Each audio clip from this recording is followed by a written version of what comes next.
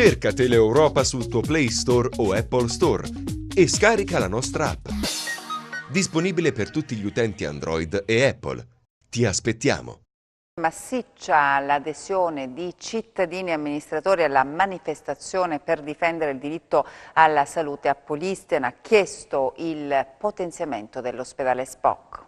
Quella di oggi è stata una grande manifestazione partecipata e sentita dalla popolazione per la difesa del diritto alla salute dei cittadini, per il rilancio della sanità pubblica e dell'ospedale Spock di Polistena. Un sabato di festa per la presenza massiccia di sindaci della Piana e non solo, presente anche l'amministratore Dora Mauro di Rossano, di associazioni, di cittadini, ma è stato anche un sabato di denuncia verso una problematica, quella della sanità, che ormai è un'emergenza di un intero territorio, non solo pianigiano, ma che tocca un'intera regione. Corteo e manifestazione voluta con forza dal sindaco di Polistena Michele Tripodi, che con intelligenza, senza fondi regionali e nazionali, è riuscito a portare a termine la costruzione della pista di elisoccorso, costruita in tempi record e inaugurata questa mattina prima della partenza del corteo, che si è concluso nella centralissima Piazza della Repubblica di Polistena con tante testimonianze. È un momento che dà forza anche al nostro ospedale e alla sanità pubblica del nostro territorio, in quanto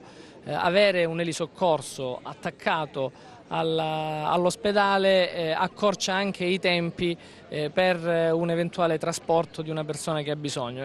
Un messaggio che viene lanciato alla Regione e anche al Ministero della Salute.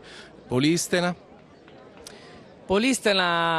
rivendica i propri diritti, ma non solo Polistena, ribadisco io, tutti i cittadini che popolano questo territorio, dopo essere anche, lo possiamo dire, stati avvelenati, perché ciò che emerge dalle inchieste giudiziarie e dai dossier desecretati ci consegna un quadro allucinante anche di deposito di rifiuti tossici nella nostra regione, e quindi credo che abbiamo il diritto di avere una sanità adeguata. Noi intanto dobbiamo garantire la normalità, ma alla normalità si aggiunge anche un evento eccezionale che riguarda la salute delle persone, che non può essere ignorato né da Scura né dal governatore Oliverio. Cerca Teleeuropa sul tuo Play Store o Apple Store e scarica la nostra app.